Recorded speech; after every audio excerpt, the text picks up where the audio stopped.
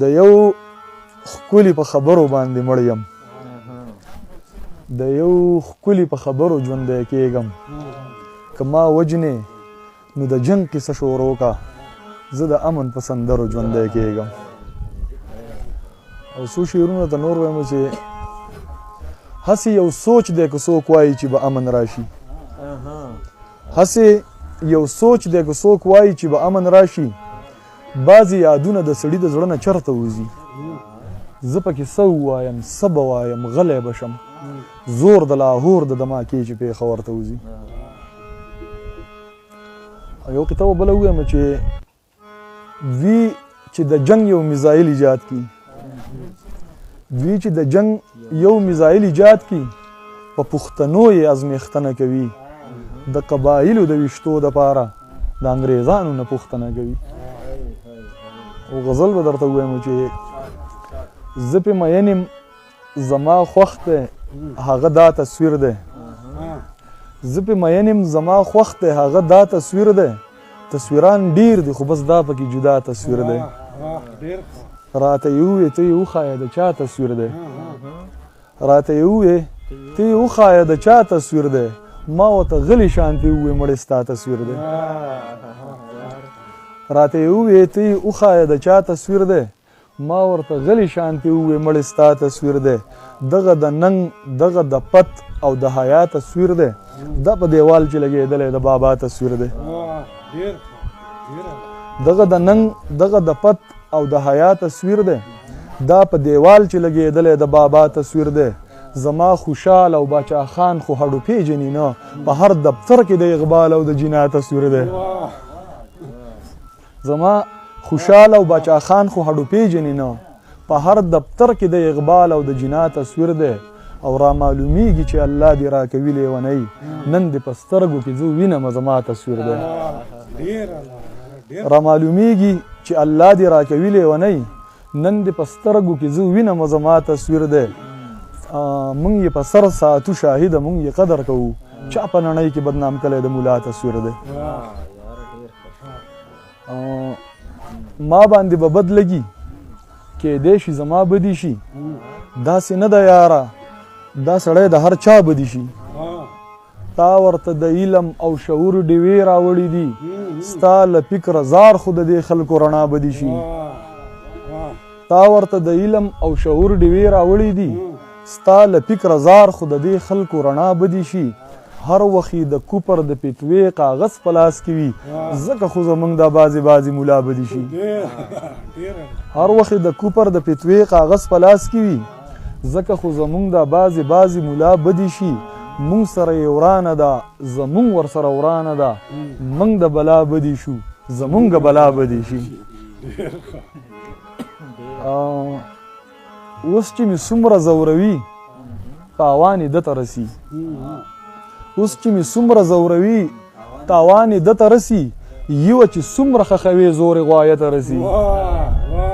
اوس چې مې څومره زوروي تاوان یې ده ته رسي یوه چې څومره خښوي زور یې غوایه ته رسي او پشتین پشتین دی د خپو خاورې په سر بادوم ډېر ډېر ښاغلي قسم دی که ویښته ته رسي پشتین پشتین دی د خپو خاورې په سر بادوم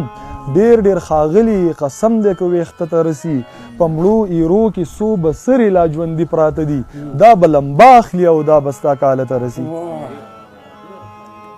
په مړو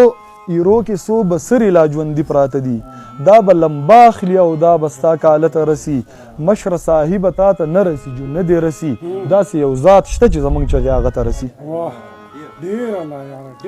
مشره صاحبه تا ته نه رسي جو نه دې رسي داسې یو ذات شته چې زموږ چغې هغه ته رسي زما د قام د دردېدلي ژوند قیصه ده پکې شاهده ځکه مې غزل د هر چا زړه ته رسي خو دا زموږ وطن دی که نه او په خپل وطن کې چې څوک د چا نه تپوس وکړي ته د بونیر نه راغلی چې ته ما ته په سوات کې وایې ته کم ځي دا ډېر په سړي بد لګي که نه نو دلته راغلي راته وی چې ته د کم کلي یې ما وی پښتون یم دا ټوله پښتونخوا زما ده دا خو مې ټول د جمهوري نظام په تله وکړو که په قانون د شریعت شي نو دنیا زما ده ما وی دشتې ځنګلونه ټول زما دي دا چینی او چنارونه ټول زما دي دغه سروې نخترونه ټول زما دي دا د واورو نه سپین غرونه ټول زما دي چاودې پوندې خړ سرونه ټول زما دي دا شلېدلې ګریوانونه ټول زما دي ته لاسو کې چې زما نه کړې پوښتنه لږ سوچ وکړه دا د چا نه کړې پوښتنه ما وی سمه ده که غر دی ټول زما دی دلته سیند دی که ګودر دی ټول زما دی شینکۍ سوات که خړ خیبر دی ټول زما دی ملکڼ که پیښور دی ټول زما دی که شاتار دی او که شر دی ټول زما دی اسیم زما په سر دی ټول زما دی ما وی کاڼي بوټي واړه ټول زما دي که آباده د که شاړه ټول زما دي دلته ګرځه لږ په غاړه ټول زما دي د خپل سر خیر پکې غواړه ټول زما دي نور نه منو پیشاړه ټول زما دي دا ګلاب او غان ټول دواړه ټول زما دي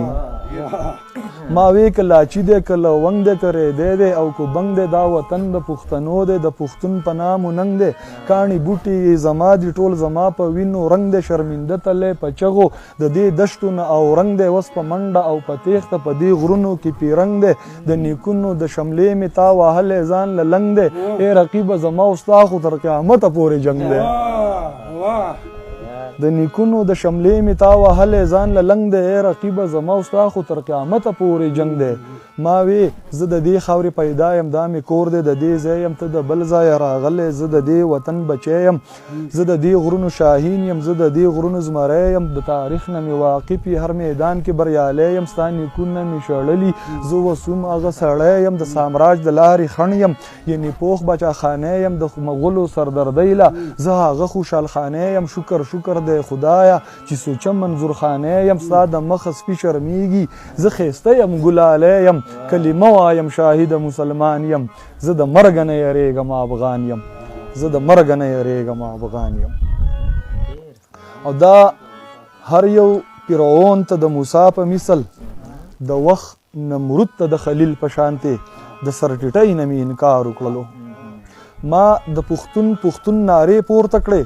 ما د تور مخو قصیدې ونوې د هر ظالم مخې ته ودرېدمه د هر جابر مې بغاوت وکړلو ما د مظلوم ولس ملاتړ وکړلو د هر غاصب د لارې خڼ جوړ شوم لکه منصور مې سر ته لیکې کېښود د حق خبره مې په جار وکړله دا ټپیزه مې په دار وکړله ته مې شیرین زه د فرهاد یم چې ته آباد یې زه آباد یم ستا بربادۍ باندې برباد یم وطنه زه خو په تا یاد یم ستا په درو کې مې خړپوسې کړي دي دا وطن د ظالمانو قرارګاه ده هر ظالم یې د خپل دور چنګیز خان دی د ظلمونو انتها د په هر لوري په دې خاوره د اورونو بارانونه مړ د کوی د هر غر سینه څیرلې هر یو کاڼی یې د زړه په سر چاودلی ټکېدلی رجېدلی دوړېدلی په وجود یې د مرمیو نشانونه د مرغیو جالې سوي د سکاره دي